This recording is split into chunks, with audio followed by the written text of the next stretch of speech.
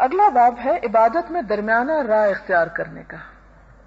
سورۃ طٰہٰ میں ارشاد ہے طٰہٰ ما انزلنا علیک القرآن لتشقی، طٰہٰ ہم نے قرآن اس لیے نہیں اتارا کہ تجھے مشقت میں ڈال دیں۔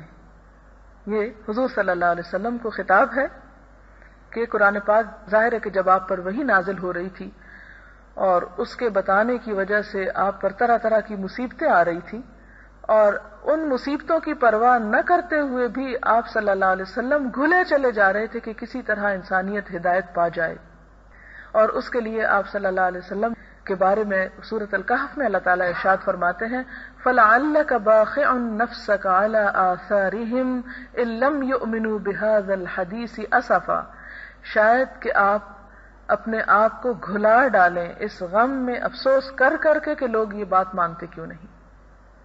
تو اللہ تعالیٰ فرماتے ہیں کہ نہیں، ہم نے قرآن اس لیے نہیں نازل کیا کہ آپ اپنے آپ کو مصیبت میں مبتلا کر لیں، آپ گھلے چلے جائیں اور آپ تکلیف میں پڑ جائیں۔ پھر فرمایا یرید اللہ بکم اليسر ولا یرید بکم العسر، اللہ تم سے آسانی کو چاہتا ہے، تنگی نہیں چاہتا۔ عن عائشہ رضی اللہ عنہا ان النبی صلی اللہ علیہ وسلم دخل علیہا وعندها امرأة قال من هذه؟ قالت هذه فلانة تذكر من صلاتها قال مه عليكم بما تطيقون فوالله لا يمل الله حتى تملوا وكان احب الدين اليه ما داوم صاحبه عليه۔ حضرت عائشہ رضی اللہ تعالی عنہا سے روایت ہے کہ رسول اللہ صلی اللہ علیہ وسلم ان کے پاس تشریف لائے تو وہاں ایک عورت تھی۔ فرمایا یہ کون عورت ہے؟ حضرت عائشہ رضی اللہ تعالی عنہا نے جواب دیا کہ یہ وہ فلاں عورت ہے جو کثرت سے نمازیں پڑھتی ہے، بہت نمازیں پڑھتی ہے۔ آپ نے فرمایا ٹھہرو، تم اسی کو لازم پکڑو جس کی تم طاقت رکھتے ہو، خدا کی قسم اللہ تعالیٰ نہیں اکتائے گا یہاں تک کہ تم اکتا جاؤ گے۔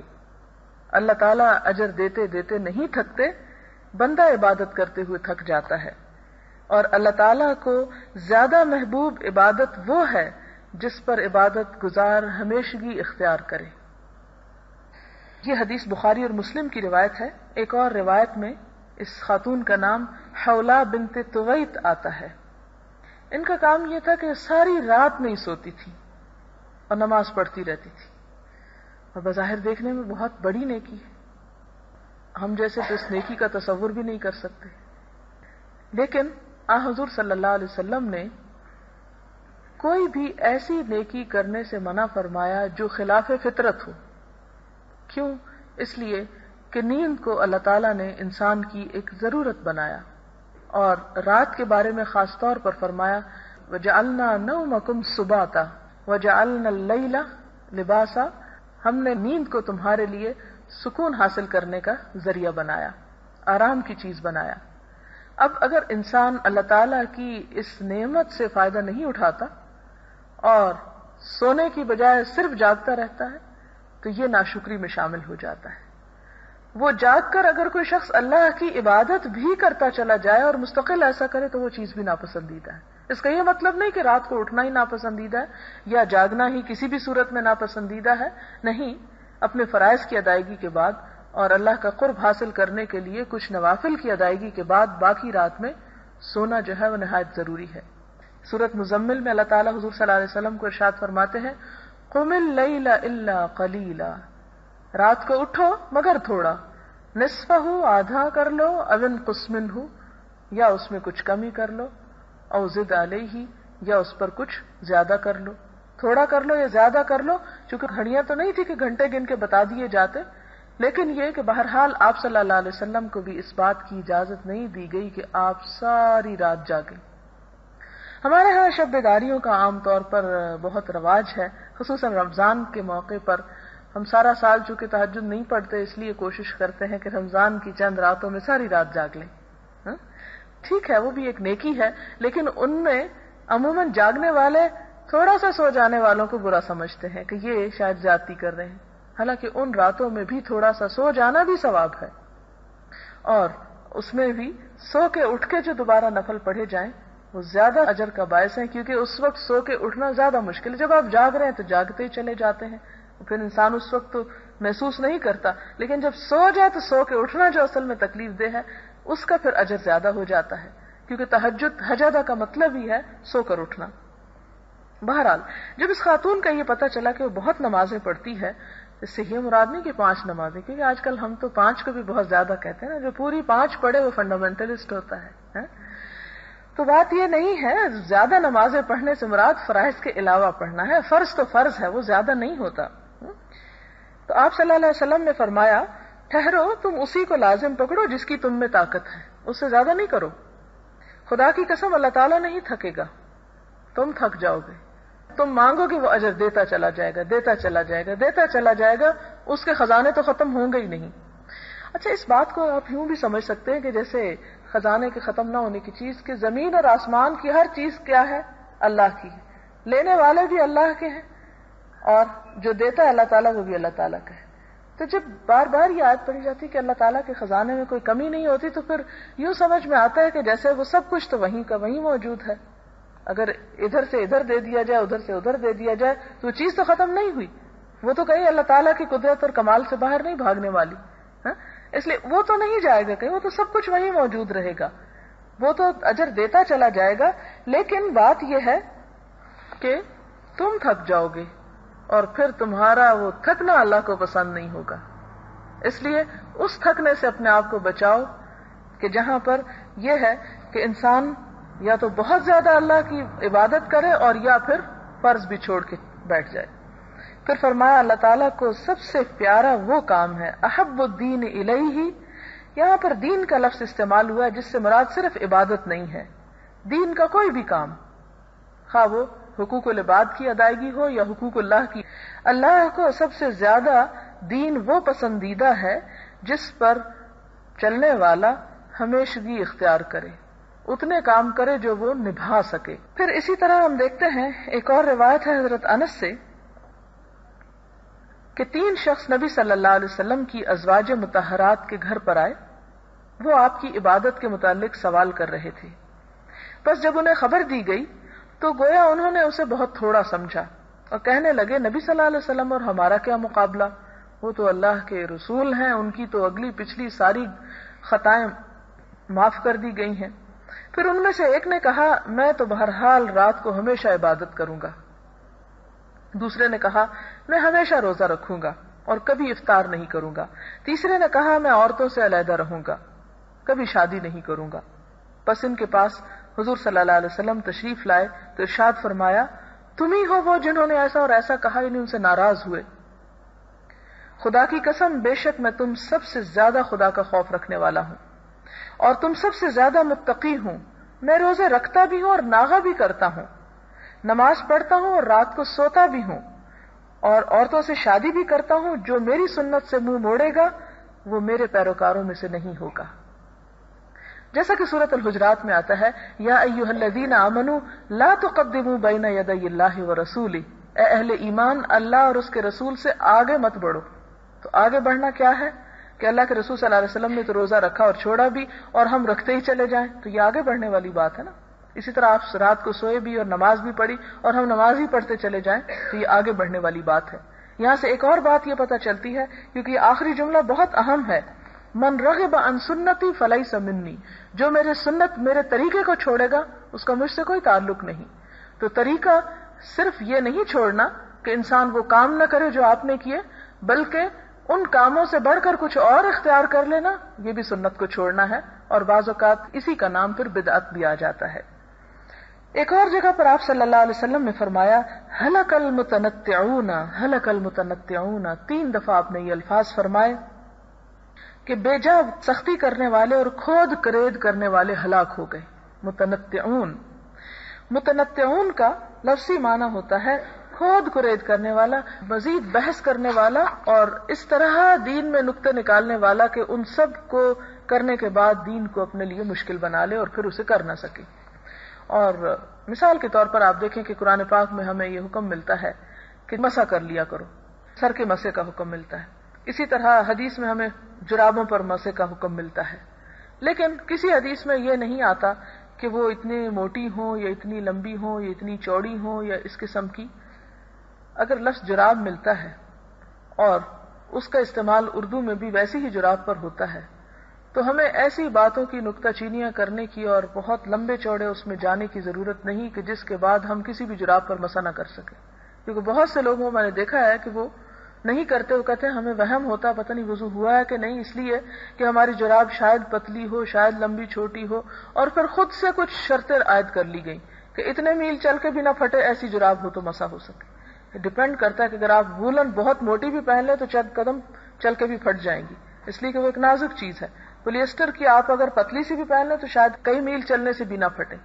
تو وہ تو مٹیریل پہ ڈپینڈ کرتا ہے. اصل بات یہ ہے کہ امت کو ایک مشقت سے بچایا گیا اور یہ طریقہ سکھایا گیا کہ جب سردی ہو یا کسی وجہ سے موزے پہنے ہوں تو بار بار اتارنے کی بجائے اگر ایک دفعہ وضو کر کے پہن لیے جائیں تو گھر میں رہنے والا 5 دفعہ نماز ان کے اوپر وضو کے وقت مسا کے ساتھ پڑھ سکتا ہے، اور ایک مسافر جو ہے وہ 3 دن تک پڑھ سکتا ہے اگر نہ اتارے.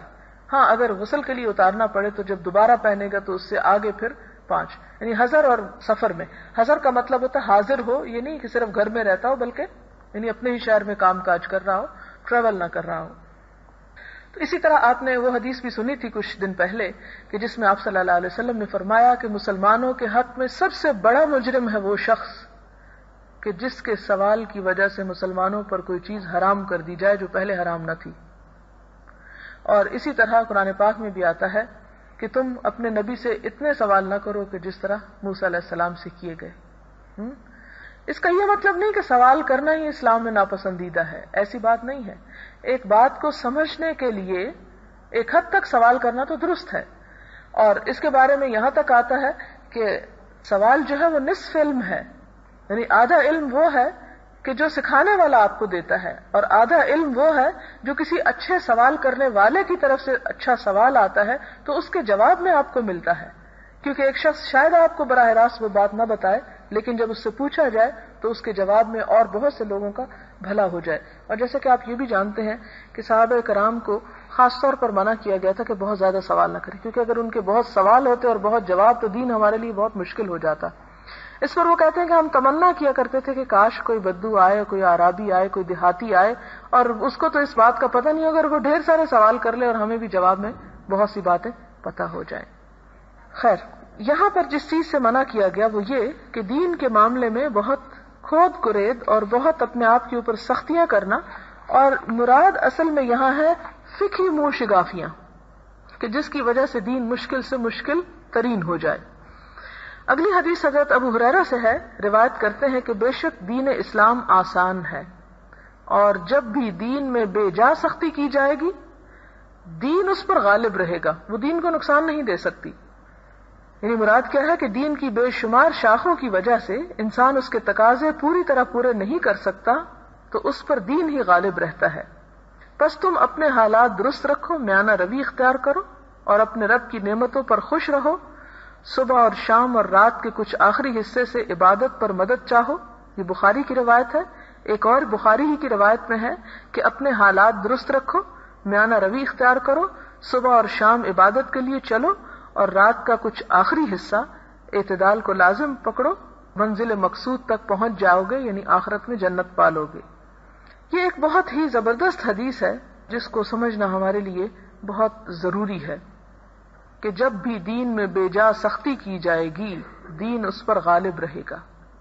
بے جا سختی سے مراد کیا ہے کہ جہاں اللہ اور اس کے رسول کی رخصت ہو اس سے انسان فائدہ نہ اٹھائے اور اسے اس لیے چھوڑ دے کہ کہیں ایسا نہ ہو کہ میں اسے اختیار کر کے کسی اور مصیبت میں مبتلا ہو جاؤں. مثال کے طور پر آپ دیکھیں کہ ہمارے ہاں 2 انتہائیں ہیں.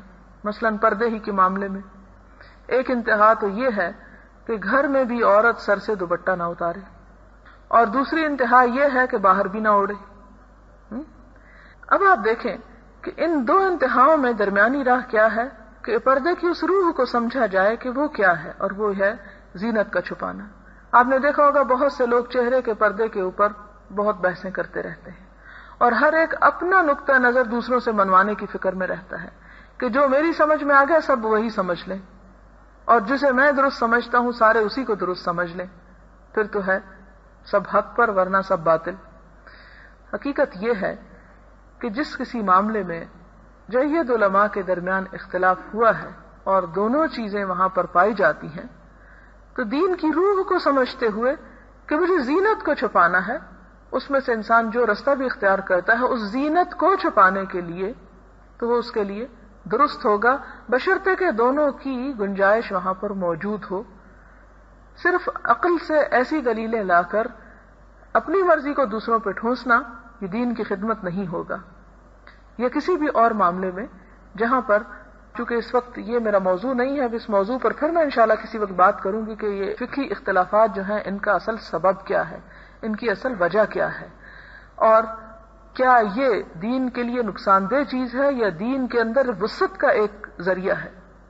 ہم جیسے نماز کے مختلف طریقوں کے بارے میں یا مختلف چیزوں کے بارے میں یا مختلف دعائیں سنت میں موجود ہیں جو نماز کے اندر پڑھی جاتی ہیں، ہم نے تو ایک ہی نماز سیکھی نا جو پہلی جماعت میں، یہ دوسری میں ہمیں رٹوا دی گئی کہ یہاں سبحانک اللہم پڑھنا ہے اور یہاں یہ سبحان ربی العظیم اور سبحان ربی الاعلیٰ پڑھنا ہے، اور اس کے علاوہ دوسری مسنون دعائیں جو نبی صلی اللہ علیہ وسلم سے ثابت ہیں ان کے بارے میں ہم نہیں پڑھتے، اور اگر کوئی پڑھے تو یہ سمجھتے ہیں کہ شاید اس سے نماز ٹوٹ گئی یا نماز میں یہ کوئی زائد چیز ہے، حالانکہ وہ زائد کی بات نہیں۔ اور اس میں بھی آپ دیکھیں ایک دعا نہیں کئی دعائیں ہیں، حتیٰ کہ درود شریف تک کے الفاظ میں کچھ نہ کچھ فرق ملتا ہے۔ یہ فرق کیوں ہے؟ یہ فرق اس لیے نہیں کہ دین جو ہے وہ کوئی غیر ثابت یا ان اوتھینٹک چیز ہے، نہیں، وہ اس لیے ہے کہ نبی صلی اللہ علیہ وسلم ایک انسان بھی تھے اور انہوں نے انسانوں کو سکھایا، وہ مشین نہیں تھے، کوئی ٹیپ ریکارڈر نہیں تھے کہ جب ان سے کوئی خاص ایک مسئلہ یا کوئی ایک سوال آ کے پوچھا جاتا تو وہ ٹیپ آن کر دی جاتی اور وہ پھر دوبارہ اسی انداز سے بولتے اور کوئی لفظ آگے پیچھے نہیں ہوتا، نہیں، آپ کا کام انسانوں کی تربیت کرنا تھا، اور روزمرہ کی زندگی میں مختلف انسانوں کے مزاج کو سمجھتے ہوئے آپ صلی اللہ علیہ وسلم نے انہیں جو خاص ہدایات دی وہ جب تاریخ اور حدیث کا حصہ بنی، اور ہم نے جب ان سب کو ایک جگہ پہ رکھ کے دیکھا تو بظاہر ہمیں اس میں کنٹراڈکشن نظر آئی۔ مثلاً ایک شخص آتا ہے آپ صلی اللہ علیہ وسلم کے پاس اور پوچھتا ہے کہ سب سے افضل کام دین میں کیا ہے، سب سے اچھا مال خرچ کرنا کیا ہے؟ آپ اسے بتاتے ہیں کہ وہ دینار جو تم اپنے گھر والوں پہ خرچ کرتے ہو سب سے بہترین ہے۔ ایک اور شخص آتا ہے اور اسے آپ صلی اللہ علیہ وسلم بتاتے ہیں کہ بہترین دینار وہ ہے جو تم ایسے حال میں خرچ کرو کہ جب تم صحت مند ہو اور تم امید رکھتے ہو غنا کی اور فقر سے ڈرتے بھی ہو۔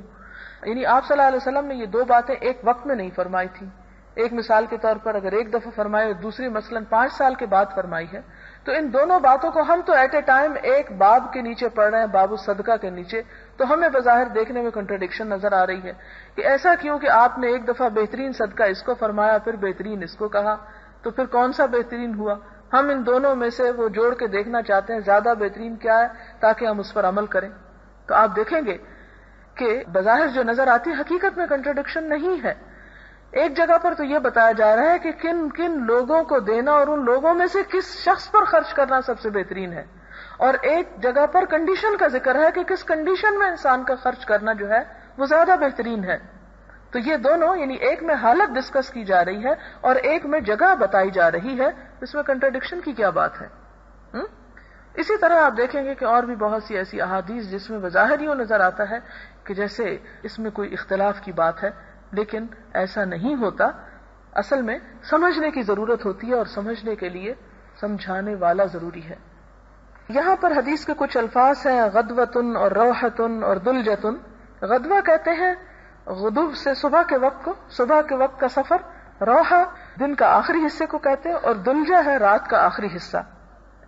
یہاں پر امام نووی نے جو عبارت لکھی ہے اس کا اردو ترجمہ بھی موجود ہے، یہ لکھتے ہیں کہ یہ استعارہ اور تمثیل ہے، اس کا معنی یہ ہے کہ اپنے توجہ اور دل کی یکسوئی کے وقت میں اعمال کے ذریعے اللہ تعالیٰ کی اطاعت میں پوری کوشش کرو، یعنی صبح کے وقت کچھ عبادت، پھر کچھ رات کے وقت، کچھ دن کے آخری حصے میں، تو تمہیں عبادت میں لذت محسوس ہوگی، کیونکہ انسان کنٹینیوسلی اگر ایک کام کرتا ہے تو اس میں پھر بوریت ہونے لگتی ہے، تھک جاتا ہے۔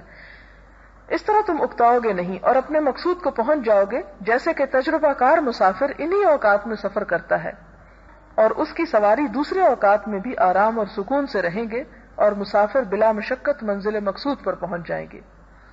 اگلی حدیث ہے حضرت انس سے، حضور صلی اللہ علیہ وسلم مسجد میں تشریف لائے تو دیکھا کہ ایک رسی 2 ستونوں کے درمیان بندھی ہوئی ہے۔ فرمایا یہ کیا ہے؟ عرض کیا گیا کہ یہ حضرت زینب کی رسی ہے۔ جب عبادت کرتے کرتے سست ہوتی ہیں تو اس کے ساتھ لٹک جاتی ہیں. رسول اللہ صلی اللہ علیہ وسلم نے فرمایا کہ رسی کو کھول دو. ہر کوئی طبیعت کی نشاط یعنی چستی کی حالت میں نماز پڑھے، جب سستی پیدا ہو تو سو جائے. اپنے آپ کو ایسی اذیت دے کے جگا کے ایسا کرنے کی ضرورت نہیں ہے. یہاں سے ہمیں ایک اور بات بھی پتہ چلتی ہے کہ مسجد میں مرد ہی نہیں عورتیں بھی عبادت کیا کرتی تھی حضور صلی اللہ علیہ وسلم کے زمانے میں. یہ بخاری کی روایت ہے.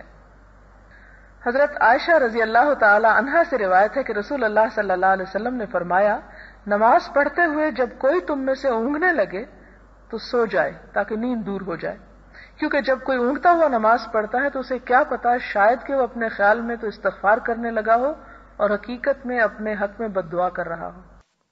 وعن ابی عبد اللہ جابر بن سمرة رضی اللہ عنہما قال كنت اصلی مع النبی صلی اللہ علیہ وسلم الصلوات فكانت صلاته قصدا وخطبته قصدا رواہ مسلم. حضرت جابر بن سمرہ سے روایت ہے رضی اللہ تعالی عنہ کہتے ہیں، میں نے رسول اللہ صلی اللہ علیہ وسلم کے ساتھ نمازیں پڑھی، یا میں آپ کے ساتھ نمازیں پڑھا کرتا تھا، چنانچہ آپ کی نماز اور آپ کا خطبہ درمیانہ ہوتا، یعنی آپ کی زندگی اعتدال کی زندگی تھی، حتیٰ کہ عبادت میں بھی آپ اعتدال فرمایا کرتے تھے. اور اس اعتدال کا ایک نمونہ یہ ہے کہ جب آپ نماز پڑھاتے تو بہت لمبی نہیں پڑھاتے تھے، جب آپ خطبہ دیتے تو بہت لمبا خطبہ نہیں دیتے تھے، لوگوں کی ضروریات کی رعایت کیا کرتے تھے. اگلی حدیث حضرت وہب بن عبداللہ سے ہے کہ رسول اللہ صلی اللہ علیہ وسلم نے ابتدائے ہجرت کے موقع پر حضرت سلمان فارسی اور حضرت ابو الدرداء رضی اللہ عنہما کے درمیان بھائی چارے کا رشتہ قائم کرایا.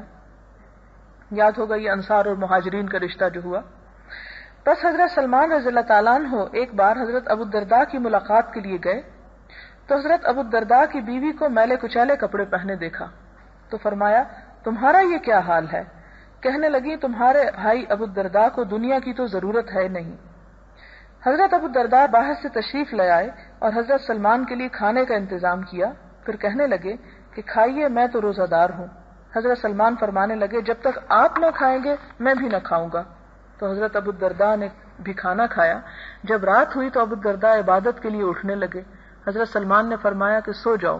پھر سو گئے. پھر اٹھنے لگے. پھر فرمایا کہ ابھی سو جاؤ. جب رات کا آخری وقت آیا تو حضرت سلمان نے فرمایا کہ ہاں اب اٹھو. پھر دونوں نے نماز پڑھی. تب حضرت سلمان نے حضرت ابو الدرداء سے فرمایا، یقیناً تجھ پر تیرے رب کا بھی حق ہے اور تیری جان کا بھی تجھ پر حق ہے اور تیرے گھر والوں کا بھی تیرے ذمہ حق ہے، پس ہر حقدار کو اس کا حق دو.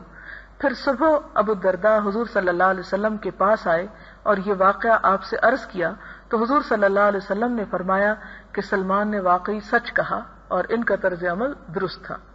یعنی واقعہ تو آپ کے سامنے ہے، صرف اس میں ایک خاص بات یہ ہے کہ حضرت سلمان حضرت ابو الدرداء کے گھر میں آتے ہیں تو یہاں ہم دیکھتے ہیں کہ حضرت ابو الدرداء کی بیوی انہیں یعنی ایک طرح سے بٹھاتی ہیں یا ان سے بات بھی کرتی ہیں.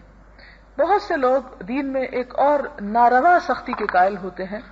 آج ہی ایک میری اسٹوڈنٹ مجھے یونیورسٹی میں ملی اور وہ بہت پریشان تھی. مجھے کیا پریشانی کی کیا وجہ ہے؟ کہنے لگی کہ میں یوگنڈا سے ہوں اور ہمارے ہاں کلچر اس قسم کا ہے کہ ہمیں دوسروں سے ہاتھ بھی ملانا پڑتا ہے اور گھر میں یعنی مردوں سے ہاتھ ملانا پڑتا ہے، اور یہ ہمارا فیملی میں بھی خاص طور پر بہت رائج ہے. وہاں اس بات کا تصور ہی نہیں کہ کوئی گھر میں آئے اور آپ اس سے ہاتھ نہ ملائیں. اور اس کے ساتھ ہی یہ کہ کوئی اسکول یا کوئی جگہ ایسی نہیں جو صرف خواتین کی ہو کہ میں واپس جا کر اگر کہیں جاب کرتی ہوں تو مجھے خالصتاً عورتوں کا ماحول میسر آئے. تو ہمارے کسی نے لیکچر دیا اور ساتھ ہی یہ کہا ہے کہ عورت کے لیے جائز ہی نہیں کہ وہ کسی مرد سے بات کرے اور اس قسم کی کچھ سخت باتیں. تو وہ مسلسل اس پر پریشان تھی کہ یہ کیا ہوگا کہ میں واپس جا کر مسلمان کیسے رہ سکوں گی. یہ بھی دین کا ایک تنگ تصور ہے کہ عورت جو ہے وہ مرد سے بات ہی نہ کرے، اور اگر کوئی بات کر لے تو شاید یہ کوئی غیر اسلامی بات ہے یا کوئی دین سے باہر نکلنے والی چیز ہے. حالانکہ اگر ایک معروف انداز میں اور ایک اچھے طریقے سے گفتگو کوئی کرے تو اس میں حرج کی بات نہیں، جیسا کہ یہاں ہم دیکھتے ہیں کہ ان دونوں کے درمیان خون کا کوئی رشتہ نہیں تھا، اور بلکہ یہ بھی ایک طرح سے شکایت بھی کر رہی ہیں اور وہ ان کے لیے پھر حل بھی تلاش کرتے ہیں. اگلی حدیث حضرت عبداللہ بن عمرو بن العاص سے روایت ہے کہ نبی صلی اللہ علیہ وسلم کو خبر دی گئی کہ میں عبداللہ کہتا ہوں کہ خدا کی قسم جب تک زندگی ہے میں دن کا روزہ رکھوں گا. حضرت عبداللہ بن عمرو بن عاص حضرت عمرو بن العاص کے جو ہیں بیٹے ہیں. حضرت عمرو بن العاص کے بارے میں پتہ ہوگا کہ فاتح مصر ہیں. تو ان کے بیٹے یہ کہتے ہیں کہ میں نے قسم کھائی کہ میں ہمیشہ دن کو روزہ رکھوں گا اور رات کو جاگ کر عبادت کیا کروں گا. تو آپ صلی اللہ علیہ وسلم نے فرمایا کہ تو یہ بات کہتا ہے؟ میں اس سے ناراض ہوئے. میں نے عرض کیا میرے ماں باپ آپ پر قربان ہوں، ہاں میں نے ہی یہ بات کہی تھی یا رسول اللہ. تب آپ نے ارشاد فرمایا کہ تو اسے نہیں نبھا سکے گا، بس کبھی روزہ رکھ اور کبھی چھوڑ بھی دے، اور نیند بھی کر اور عبادت بھی، اور مہینے میں 3 دن کے روزے رکھا کر. یقیناً ایک نیکی 10 گنا ثواب رکھتی ہے، اور ایسا کرنا زمانہ بھر روزے رکھنے کے مانند شمار ہوگا. سنت نبوی کیا ہے؟ ایام 20. ایام 20 کیا ہے؟ 13، 14 اور 15 کے روزے. جیسے آج شاید 15 تاریخ ہے، 14.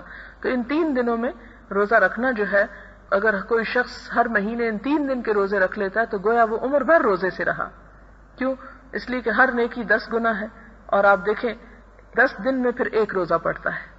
مہینے میں 30 دن ہوتے ہیں، اور 30 میں 3 دن اگر کوئی روزہ رکھتا ہے اور ہر نیکی 10، تو اس کا مطلب ہے کہ وہ سب ثواب پا گیا.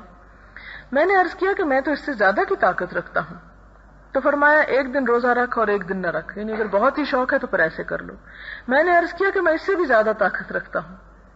تو فرمایا کہ 1 دن روزہ رکھو اور 1 دن نہ رکھو. پھر دوبارہ آپ نے وہی جواب دیا کہ خواہ تمہاری طاقت زیادہ ہے لیکن تم اپنے آپ کو اسی حد پر رکھو. حضرت داؤد علیہ السلام کے روزوں کا یہی طریقہ تھا، اسی لیے اسے صوم داؤدی کہتے ہیں نا. اور یہ روزے کا سب سے معتدل طریقہ ہے، اور ایک روایت میں ہے کہ یہ روزہ رکھنے کا افضل طریقہ ہے. میں نے عرض کیا میں تو اس سے بھی زیادہ کی طاقت رکھتا ہوں. رسول اللہ صلی اللہ علیہ وسلم نے فرمایا کہ اس سے افضل اور کوئی طریقہ نہیں، یعنی آپ اپنی بات پر جمے رہے. حضرت عبداللہ راوی حدیث فرماتے ہیں کہ اگر میں رسول اللہ صلی اللہ علیہ وسلم کے قول کے مطابق ہر ماہ 3 روزے رکھنے والی بات اس وقت قبول کر لیتا تو یہ مجھے اپنے اہل و عیال اور مال سے زیادہ محبوب ہوتا. مجھے دکھ ہوا کہ میں نے آپ کے ساتھ اتنی بحث کیوں کی اور 3 مرتبہ آپ کو ایسا ہی سوال کر کے ستایا جس کا جواب آپ نے مجھے وہی دیا جو پہلی مرتبہ فرمایا. اور ایک روایت میں یوں ہے کہ کیا مجھے خبر نہیں دی گئی کہ تم دن کو روزہ رکھتے ہو اور رات کو عبادت کرتے ہو؟ میں نے عرض کیا کیوں نہیں یا رسول اللہ، ایسا ہی ہے. تو فرمایا ایسا مت کرو، روزہ رکھو اور ناغہ بھی کرو، اور نیند بھی کرو اور عبادت بھی کرو، کیونکہ بلا شبہ تیرے جسم کا بھی تجھ پر حق ہے، تیری آنکھوں کا بھی تجھ پر حق ہے یعنی سونا، تیری بیوی کا بھی تجھ پر حق ہے، تیرے مہمانوں کا بھی تجھ پر حق ہے، اور ہر ماہ 3 روزے رکھنا تجھے کافی ہے، کیونکہ تیرے لیے ہر نیکی کا اجر 10 گنا ہے. تو اب ایسا کرنا ہمیشہ روزے رکھنے کے برابر ہوگا. فرماتے ہیں میں نے خود اپنی جان پر سختی کی تو مجھ پر سختی کر دی گئی. میں نے عرض کیا یا رسول اللہ صلی اللہ علیہ وسلم میں اس سے زیادہ طاقت پاتا ہوں. تو فرمایا حضرت داؤد علیہ السلام کا روزہ رکھو اور اس سے نہ بڑھو. حضرت داؤد علیہ السلام بادشاہ تھے، بہت دنیا تھی ان کے پاس، لیکن یہ ان کا زہد تھا کہ سب کچھ ہوتے ہوئے بھی اللہ کی طرف رجوع تھا. داؤد علیہ السلام کا روزہ کیا تھا؟ یعنی میں نے عرض کیا داؤد علیہ السلام کا روزہ کیا تھا؟ فرمایا آدھے سال کا. تو حضرت عبداللہ بوڑھا ہونے پر فرمایا کرتے تھے کاش میں حضور صلی اللہ علیہ وسلم کی رخصت کو مان لیتا. اور ایک اور روایت میں ہے آپ نے فرمایا کیا مجھے خبر نہیں دی گئی کہ تو ہمیشہ روزے رکھتا ہے اور ہر رات قرآن پاک ختم کرتا ہے؟ میں نے عرض کیا کیوں نہیں یا رسول اللہ، لیکن اس میں میری نیت بھلائی ہی کی ہے، شوق تھا نا عبادت کا. آپ نے فرمایا بس حضرت داؤد علیہ السلام کا روزہ رکھو کیونکہ وہ لوگوں میں سب سے زیادہ عبادت گزار تھے، اور ہر مہینے میں ایک قرآن ختم کر لو. میں نے عرض کیا اللہ کے نبی میں تو اس سے زیادہ کی طاقت رکھتا ہوں. فرمایا تو پھر 20 دن میں ختم کر. میں نے گزارش کی کہ میں اس سے بھی زیادہ کی طاقت رکھتا ہوں. فرمایا پھر 10 روز میں ختم کر. میں نے عرض کیا کہ میں تو اس سے بھی زیادہ کی طاقت رکھتا ہوں. فرمایا تو ہفتے میں 1 ختم کر لے اور اس سے زیادہ مت کر. میں نے سختی کی تو مجھ پر سختی کر دی گئی، اور مجھے حضور صلی اللہ علیہ وسلم نے فرمایا کہ شاید تمہاری عمر طویل ہو. تو میں اسی حال پر لوٹ آیا جس کے متعلق رسول اللہ صلی اللہ علیہ وسلم نے فرمایا تھا. جب میں بوڑھا ہو گیا تو مجھے تمنا ہوئی کہ کاش میں آپ کی رخصت قبول کر لیتا.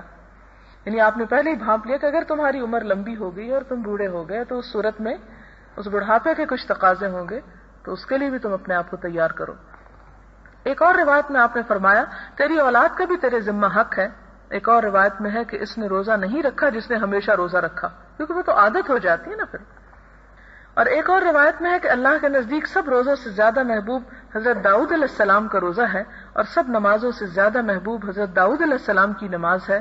وہ نصف رات نیند کرتے اور تہائی رات عبادت کرتے، پھر رات کے باقی ماندہ چھٹے حصے میں آرام فرماتے، اور ایک دن روزہ رکھتے اور ایک دن ناغہ کرتے، اور جب دشمن سے مقابلہ ہوتا تو راہ فرار اختیار نہ فرماتے، ڈٹ جاتے. اور ایک روایت میں ہے کہ میرے والد نے ایک عورت سے میرا نکاح کرایا جو حسب نسب والی تھی. وہ اپنی بہو کا بہت خیال فرماتے اور اس سے اس کے شوہر عبداللہ کے متعلق دریافت فرماتے کہ کیسا آدمی ہے. تو وہ جواب میں کہتی کہ اچھے آدمی ہے، جب سے ہم اس کے پاس آئے ہیں ابھی تک ہمارے بستر کو نہیں روندا. جب اس حالت کو عرصہ ہونے لگا تو میرے والد نے اس کا حضور صلی اللہ علیہ وسلم سے تذکرہ فرمایا، تو آپ نے فرمایا کہ اسے یعنی عبداللہ کو مجھ سے ملاؤ. پھر حضرت عبداللہ اس کے بعد حضور صلی اللہ علیہ وسلم سے ملے تو فرمایا کیسے روزہ رکھتے ہو؟ میں نے عرض کیا ہر روز. اور فرمایا قرآن کیسے ختم کرتے ہو؟ تو میں نے عرض کیا ہر رات. اس کے بعد وہی ذکر فرمایا جو پچھلی روایت میں ذکر ہو چکا. اور حضرت عبداللہ اپنے بعض گھر والوں کو وہ 7واں حصہ سنایا کرتے تھے جسے دن میں دہرانا ہوتا تھا تاکہ رات کو آپ کے لیے آسانی ہو جائے. اور حضرت عبداللہ ذرا قوت حاصل کرنا چاہتے تو چند ایام روزہ نہ رکھتے، پھر شمار کر کے اتنے روزے رکھتے، اور اس بات کو ناپسند کرتے ہوئے کہ کوئی ایسی چیز چھوٹ جائے جس پر حضور صلی اللہ علیہ وسلم سے جدائی اختیار کی ہے. حضرت حنظلہ بن ربیع اسیدی حضور صلی اللہ علیہ وسلم کے کاتبوں میں سے ایک کاتب فرماتے ہیں کہ مجھے ایک بار حضرت ابو بکر ملے تو کہنے لگے کہو اے حنظلہ تمہارا کیا حال ہے؟ میں نے عرض کیا حنظلہ تو منافق ہو گیا. حضرت ابو بکر نے فرمایا سبحان اللہ، آپ کیا کہہ رہے ہیں؟ تو میں نے عرض کیا ہم حضور صلی اللہ علیہ وسلم کے پاس ہوتے ہیں اور آپ جنت اور دوزخ کی ہمیں یاد دہانی کراتے ہیں تو ہمیں ایسا لگتا ہے گویا آنکھوں سے سارا منظر دیکھ رہے ہیں، اور جب حضور صلی اللہ علیہ وسلم کے پاس سے باہر آتے ہیں اور بیوی بچوں اور زمینوں میں مشغول ہو جاتے ہیں تو بہت کچھ بھول جاتے ہیں. تو حضرت ابو بکر نے فرمایا خدا کی قسم ایسی حالت تو ہمیں بھی پیش آتی ہے. پس میں اور ابو بکر چلے حتیٰ کہ حضور صلی اللہ علیہ وسلم کے پاس آ گئے. تو میں نے کہا یا رسول اللہ حنظلہ تو منافق ہو گیا. تو آپ نے دریافت فرمایا وہ کیسے؟ میں نے عرض کیا ہم آپ کے پاس ہوتے ہیں اور آپ ہمیں جنت اور دوزخ یاد دلاتے ہیں تو ایسے محسوس ہوتا ہے گویا آنکھوں سے دیکھ رہے ہیں، اور جب آپ کے پاس سے چلے جاتے ہیں بیوی بچوں زمینوں میں مشغول ہو جاتے ہیں تو بہت سی چیزیں بھول جاتے ہیں. تو حضور صلی اللہ علیہ وسلم نے فرمایا قسم اس ذات کی جس کے قبضے میں میری جان ہے، اگر تم ہمیشہ اسی اعلیٰ حالت پر رہنے لگو جو میرے پاس ہوتی ہے اور خدا کی یاد میں ویسے ہی لگے رہو تو تم سے تمہارے بستروں اور گزرگاہوں یعنی سڑکوں پر اللہ کے فرشتے مصافحے کریں. لیکن اے حنظلہ وقت وقت گھڑی گھڑی کے تقاضے اور حالات یکساں نہیں ہیں، لہذا عبادت کے ساتھ دنیا کے کاموں کو نبھانا بھی ایک عبادت ہے. حضرت عبداللہ بن عباس سے روایت ہے کہ حضور صلی اللہ علیہ وسلم خطبہ ارشاد فرما رہے تھے، دیکھا ایک آدمی کھڑا ہے. آپ نے اس کے متعلق فرمایا کہ یہ کیا کر رہا ہے، یہ کون ہے؟ صحابہ نے عرض کیا یہ ابو اسرائیل ہے، اس نے نظر مانی ہے کہ دھوپ میں کھڑا رہے گا، بیٹھے گا نہیں اور نہ سائے میں آرام کرے گا اور نہ بولے گا اور روزہ رکھے گا. تو حضور صلی اللہ علیہ وسلم نے فرمایا اسے حکم دو کہ بات کرے، سائے میں بیٹھے اور بیٹھ جائے اور اپنا روزہ پورا کرے، یعنی باقی سب کام چھوڑ دے روزہ پورا کر لے. نہ اللہ تعالیٰ کو اس بات کی ضرورت ہے کہ کوئی دھوپ میں کھڑا ہو، نہ اس کی ہے کہ وہ کھڑا ہی رہے، اللہ تعالیٰ کو اس سے کیا فائدہ. پھر اسی طرح اس میں بھی کوئی نہیں کہ انسان آرام نہ کرے، نہیں فرمایا کہ یہ سب کچھ کرنا عبادت ہے، ہاں روزہ توڑنا عبادت نہیں، اسے پورا کر لو. یہ چند ایک احادیث تھی غلو اور دین میں تشدد کے بارے میں، جس سے امید ہے کہ بہت سی چیزوں کے بارے میں ذہن واضح ہو گیا ہوگا. وآخر دعوانا ان الحمد للہ رب العالمین. سبحان اللہ وبحمدہ عدد خلقہ ورضا نفسہ وزنۃ عرشہ ومداد کلماتہ سبحان اللہ العظیم. اللہم صل علی محمد وعلی آل محمد کما صلیت علی ابراہیم وعلی آل ابراہیم انک حمید مجید. اللہم بارک علی محمد وعلی آل محمد کما بارکت علی ابراہیم وعلی آل ابراہیم انک حمید مجید. ربنا آتنا فی الدنیا حسنۃ وفی الآخرۃ حسنۃ وقنا عذاب النار.